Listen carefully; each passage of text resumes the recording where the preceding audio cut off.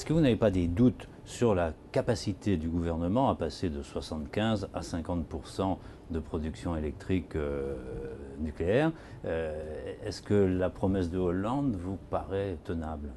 Ah oui, non seulement la promesse de François Hollande, elle nous paraît tenable, nous pensons même que nous pourrions aller plus loin et plus vite. Mais surtout, nous avons rencontré François Hollande, c'est un hasard de calendrier, mais nous l'avons rencontré il y a 2 jours. On va vous interroger un petit peu Et là-dessus. nous avons parlé de ces questions énergétiques. Évidemment, François Hollande n'est pas un écologiste et il n'est pas là pour mettre en œuvre le programme d'Europe Écologie Les Verts, ça se saurait. Mais il a pris un engagement devant les Français. Il en a pris plusieurs d'ailleurs sur l'énergie. Il a pris celui structurant dont vous avez parlé, qui est de passer de 75 à 50% pour la production d'électricité d'origine nucléaire d'ici 2025. Donc, on a 12 ans devant nous pour le faire. Et donc la loi qui doit sortir de ce débat à l'automne, elle doit décrire la trajectoire.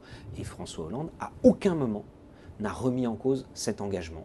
À aucun moment, il n'a remis en cause l'engagement de fermer la centrale de Fessenheim. Est-ce qu'il faut un pour nous, ce calendrier sont des acquis. Est-ce qu'il faut un calendrier? Bien sûr, tout de suite. Bien sûr, c'est ce qui devra être dans la loi. Quand je dis une trajectoire, c'est un calendrier, y compris, il faut dire le nombre et le nom des réacteurs nucléaires qu'il faudra fermer d'ici 2025 pour atteindre cet objectif. Et d'ailleurs, c'est assez facile. Nous proposons de prendre comme critères les plus vieux, les plus dangereux. Et on revient à Tricastin, d'ailleurs, dont nous parlions tout à l'heure. On a une question de Jean-Yves qui s'intéresse beaucoup à cette question, qui nous dit: êtes-vous certain, vous comme député vert, que Fessenheim sera bien fermé d'ici 2016 ou début 2017? Nous n'avons aucune raison d'en douter. Le président de la République et le gouvernement se sont engagés sur ce point. Je rappelle que le président de la République a défendu cela avant même son élection dans le débat de deuxième tour, par exemple, et ça a été un vrai débat, et moi je trouve ça très bien. Nicolas Sarkozy, lui, il défendait à tout crin le nucléaire. François Hollande a pris une autre option, et ça a été débattu devant les Français. Et les Français ont voté, et le gouvernement a nommé une personnalité pour mettre en œuvre, dialoguer avec tout le monde sur place, avec les salariés, pour prévoir la reconversion, pour envisager, vous savez, le démantèlement d'une centrale nucléaire. Je dis ça devant M. Urvois, qui est journaliste de Ouest France. Nous n'avons pas d'autre expérience que Brennilis dans le Finistère. Et Brennilis dans le Finistère, qui est fermé depuis plus de 20 ans, n'est toujours pas démantelé. Donc le savoir-faire nucléaire français en matière de démantèlement, il est à construire.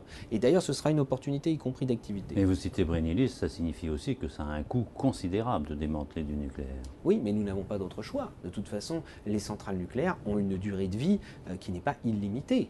Elles ont été construites la plupart pour 30 ans. Déjà, on envisage 40 ans, et avec l'autorité de sûreté nucléaire qui doit dire quels sont les travaux.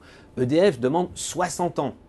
Si on veut aller à 40 ou à 60 ans, il faut refaire des investissements. Nous disons qu'il vaut mieux faire des investissements dans le domaine des énergies renouvelables, qui, elles, sont vraiment des énergies d'avenir, qui ne nous feront pas dépendre ni de l'uranium venant du Niger. Je le rappelle, il y a une dimension internationale. Le terrorisme, il y a des otages qui sont pris et qui sont des salariés d'Areva au Niger. Le nucléaire, ce n'est pas l'indépendance énergétique de la France. Le pétrole, ce n'est pas mieux. Donc il faut développer les énergies renouvelables.